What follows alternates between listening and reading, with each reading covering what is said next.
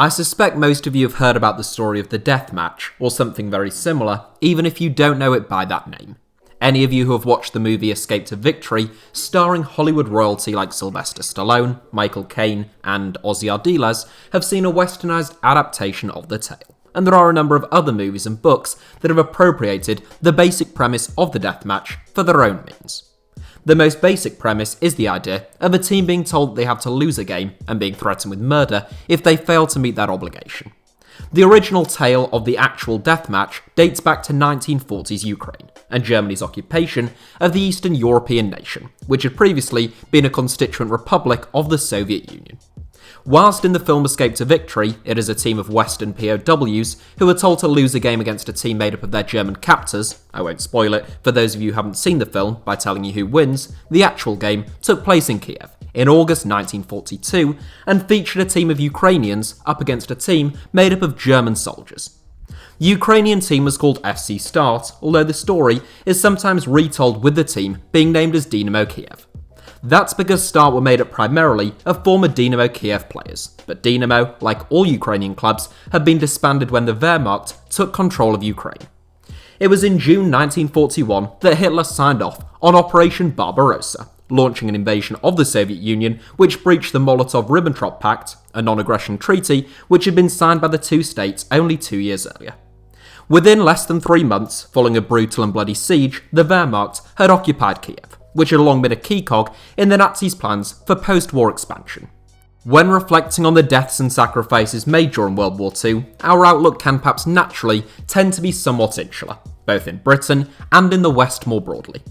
While statistics are cold and emotionless in relation to the real human cost of war to tens of millions of people across the world, Ukraine's contribution, sacrifices and ultimate death toll during World War II is unsurpassed. Poland is often cited as the nation which bore the greatest brunt during World War II, with a devastating 17% of the Polish population having been killed during the conflicts compared to less than 1% in the United Kingdom and its crown dependencies.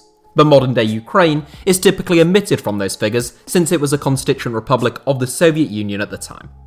In purely numerical terms, the Soviet Union suffered by far the greatest loss of life of any state on Earth during World War II, with an estimated 20 to 27 million deaths. However, unsurprisingly, those deaths were not evenly distributed throughout the vast territories of the USSR. In fact, they were extremely concentrated in Ukraine, with perhaps as many as 40% of the Soviet death toll having been Ukrainians. The Oxford Companion to World War II estimated that at least 7 million inhabitants of Ukraine were killed during the war, more than 1/6 of the nation's overall population, and the real number is likely to be significantly higher. Exact figures for deaths are difficult to source and will ultimately never be known, but from a pre-war population of 41.7 million, which had been cut down to 27.4 million people living in Ukraine by 1945, it is clear to see that the destruction of Ukraine during the war was absolutely enormous, and virtually without peer anywhere else in the world. There are a few reasons why Ukraine suffered such enormous losses during World War II. For a start, there were roughly 7 million Ukrainians who fought against the Axis powers in the Red Army. Meanwhile, an estimated 5.2 million civilians were killed under German occupation due to famine, the expansion of the Holocaust, and mass executions. All in all, Ukraine was a thoroughly miserable place to live for Ukrainians during World War II, and war broke out almost in the immediate aftermath of the Great Purge and brutal Stalinist repression, which began in 1936 but was felt particularly harshly in Ukraine between 1939 to 1941. This is the backdrop to the death match that we need to bear in mind. After Nazi Germany occupation arrived, along with its unique brand of cruelty and repression, the Nazis realised that they may have more success in the newly renamed Reich Commissariat Ukraine, commonly abbreviated to RKU, if they reintroduced some form of normality into the day-to-day lives of Ukrainian citizens. This normality came in the form of specially selected forms of sports and culture, but the fact that it did not replace the brutality, but rather simply accompanied it, meant that it did little to lift the spirits of the Ukrainian people. Football trainer and sports reporter Georgy Schwetzel is the man often credited with convincing the Germans to allow football to return in Ukraine, if only at an amateur level. Schwetzel was said to be a Nazi sympathiser and collaborator who had the ear of senior figures within the RKU, and he founded his own club, Ruch, meaning movement, at the start of the new era of Ukrainian football. Dynamo Kyiv had been the best Ukrainian club within the Soviet top league for the last 6 years, so Schwetzel was well aware of their talents. He tried to tempt the ex-players of the now disbanded Dynamo team to Ruk, but with Schwetzel at the helm, Ruk were viewed as a pro-Nazi organisation, and those who opposed German occupation were reluctant to represent them. Instead, the majority of Dynamo's players, 9 in total, joined FC Start, who were founded at almost the exact time as Ruk. Start were run by Josef Kordik, a Moravian Czech who falsely claimed German origin, which meant that he was allowed to run a bakery in Kiev. Most Dynamo players had fought for the Red Army prior to 1941 to 1942, so upon their return to a now German-occupied Ukraine, they were forced to keep a low profile. Anyone without employment was treated with suspicion, so it was imperative that Dynamo's ex-Red Army players found work and quick. Former Dynamo goalkeeper Nikolai Karaka had experience working as a baker, and he landed a job at Kordik's factory baking bread. Kordik was a huge Dynamo fan, and within weeks, there were 9 ex-Dynamo players employed as bread bakers at his factory, along with a handful of players from Dynamo's former rivals, Lokomotiv Kyiv. It was Kordik's idea to start a new club, called FC Start, fielding his rather talented new factory workers. Ruk's reputation as the organisation of Nazi sympathisers and Start's ties to the Red Army meant that games between the two new teams quickly came to be viewed as nationalists versus collaborators, and more broadly, as Ukraine versus Germany. Whilst the ideological clash was one which tore Kiev to shreds over the next 4 years, the footballing clash was a mismatch. Whilst Kordik's side were made up of some of the best players in the entire Soviet Union, Ruk's side was cobbled together with law enforcement officials and factory workers.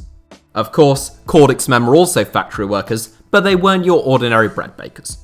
They were a crack side who won all 7 games that they played during June and July of 1942, including a 7-2 drubbing of Ruk, much to Schwetzel's disgust. During those 7 fixtures, Start scored a total of 37 goals, conceding only 8. One of their most emphatic victories, a 7-1 thrashing, came against a team made up of players from a German artillery unit that was stationed in Kiev. The success of Start, twinned with their reputation as being synonymous with resistance to Nazism, seemingly began to concern the Germans, as they decided to send their strongest team to Ukraine to face the budding locals. The team were called Flakelf, Flak being an abbreviation of the Wehrmacht's anti-aircraft gunners, and Elf meaning 11, so the name literally meant Gun 11. The Flakelf team consisted of some of Germany's most talented footballers, all serving in Hermann Göring's Luftwaffe as anti-aircraft gunners, pilots, or mechanical engineers. The players were considered so talented and valuable to Germany that Göring never allowed them to come too close to danger during the war, and the Germans considered them to be an unbeatable wartime team. And with good reason too. Flakelf had never lost a game, and had routinely put other military teams to the sword. The arrival of Flakelf to face Kiev's most talented team was billed as a gift to the Ukrainian people, and as further evidence of normality starting to return. But it was clear that the Germans hoped their star men would halt any opposition momentum the Start players had been gathering. Their plans backfired, if you will pardon the pun.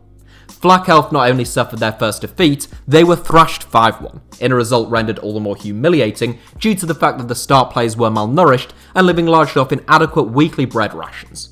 The Germans, on the other hand, were well fed and able to train throughout the week, while Start players were busy baking bread. It ought to have been a foregone conclusion, but the talent of the former Dynamo and Lokomotiv stars saw them through. Unimpressed, the Germans ordered a rematch to be played only 3 days later. Posters were put up around Kiev, billing the tie as a revenge match, and promising a strengthened Flakelf side. The short recovery time made life even harder for the enduring Start players living on meek rations, as Flakelf drafted in further talent. This rematch, played on August 9, 1942, is the game that would become known as the Death Match. There is no footage of the match and very little documentation surrounding its events, partly because the result wasn't covered in any newspapers. The reason for the lack of coverage was because, despite having all the odds stacked against them, FC Start won again. The limited documentation that we have of the game shows that Start led 3-1 at half-time, there were over 2,000 people in attendance, and the hosts won the game 5-3 at the final whistle. For everything else, we are reliant upon eyewitnesses and their testimonies. Following the end of the war and Germany's unconditional surrender, the story that was told throughout Ukraine and the Soviet Union was that the Start players had been threatened with murder if they refused to let Flakelf win the game. It was claimed that the Start players wore red as a symbol of communist solidarity and Soviet strength. Their heavily armed soldiers and German shepherds surrounded the perimeter of the pitch, and that for refusing their orders to throw the match, every Start player was taken to the Babi Yar ravine in Kiev, the site of multiple Nazi massacres, and executed straight after the match. Tales of vicious Flakelf tackles going unpunished and unfair decisions going against Start became enshrined in folklore, themes that will be familiar to those of you who have watched Escape to Victory, along with claims that spectators broke out in a chorus of anti-Nazi chants during the game. Throughout the years, these themes became increasingly retold and exaggerated, in a sort of Soviet game of Chinese whispers. The truth, whilst by no means any more palatable, was quite different from the story that for decades had been told. The players certainly were not immediately executed. In fact, the following week, Start took to the field once again, beating Rook by a record margin of 8-0. There is a photograph of the Ukrainian and German players at the end of the game appearing in good spirits, an image that appears to have been suppressed during Soviet times. Those who played in the game don't tell tales of German brutality, armed onlookers, or death threats, but of a fair game in which Start emerged victorious. In fact, one Start player, former Dynamo midfielder Mikhail Putistin, is said to have suffered from alcoholism later in life as a result of having to live with the lie of what happened that day. To be clear, that is not to say that the Start players went unpunished and went on to live long, happy lives. Quite the opposite. 2 days after their 8-0 defeat of Rook, rather than their game against Flakelf, 6 Start players were arrested at Kordyk's bakery in Kiev. 2 days later, another 2 players were brought in by the Nazi secret police. There is no evidence to suggest that they were arrested as a consequence of beating the Germans 9 or 11 days earlier, although some of the players did believe that the arrest was a consequence of their more recent 8-0 defeat of Rook. Schwetzel still had the ear of high-ranking Nazis, and some players felt he had been so incensed by his team's defeat to Start that he had told the Gestapo that Start's former Dynamo players were NKVD members and agents, the NKVD being the Soviet secret police, which later became known as the KGB. This is just one of a number of theories though, another being that the players were arrested on suspicion of having hidden smashed glass in bread loaves delivered to German soldiers. In truth, no one knows the exact reason why the ex-Dynamo players were arrested, and indiscriminate arrests under German occupation and even executions were not rare, although as Ukrainian historians often point out, the fact that only ex-Dynamo players and none of the ex-Lokomotiv players were arrested does seem significant. Regardless, once the Germans discovered that one of the former Dynamo players, 33-year-old midfielder Nikolai Karaka, was an NKVD officer, they tortured him so brutally that he suffered a heart attack and died. He was the first Start and former Dynamo player to be killed, but 3 more would follow. The 8 surviving former Dynamo players were all sent to the nearby Sirets concentration camp. 3 players, Nikolai Trusevich, Alexei Klimenko, and Ivan Kuzmenko, were all shot dead on February 24, 1943.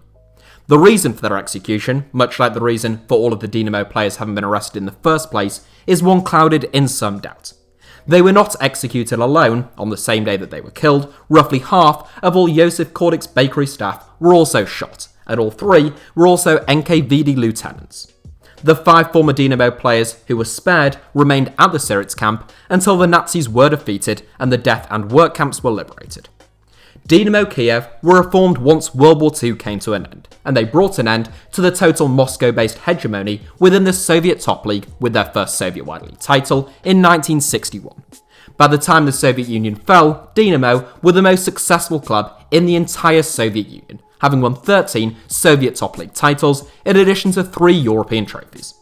They were named as the Eastern European Club of the 20th Century by AFP and became the dominant force within Ukrainian football once the nation became independent, up until the more recent emergence of Shakhtar Donetsk. The story that is told of the deathmatch was ultimately a Soviet myth, one that was exaggerated throughout the years as a source of national pride. It is certainly true that the Germans were angered by Start's success and Flakelf's failure. That much is clear from the fact that they banned games between German and Ukrainian teams following the second fixture between the two teams, along with no coverage of the match or result ever being published in Ukrainian newspapers at the time. It is also true that Start were, to some, a symbol of nationalism or communism, and that their success was damaging to the Nazis, at least in terms of dispelling any notion of Aryan or German supremacy, at a time when Ukrainians were labelled Untermensch, suggesting that they were racially and socially inferior to the Germans.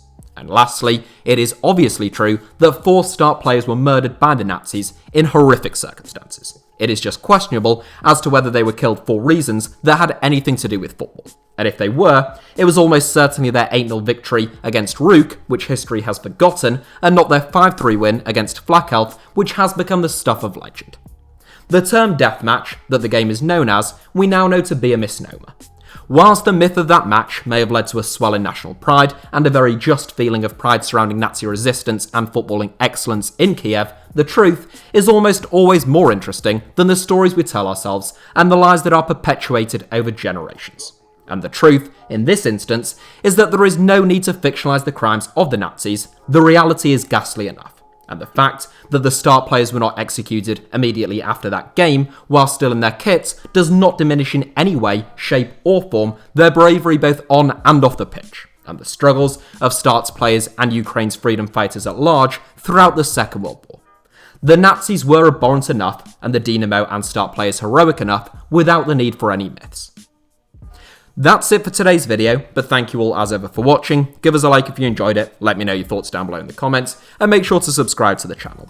And also, this evening, at 6 o'clock, there is an award ceremony, the Football Content Awards, at HITC. Both of the channels are up for it. So if you'd like to tune in for that live stream, I believe you can do it on the Give Me Sport YouTube page, or in a couple of other places. If you follow me on Twitter at HITC Sevens, I'm sure I'll put a link on there for you all to find.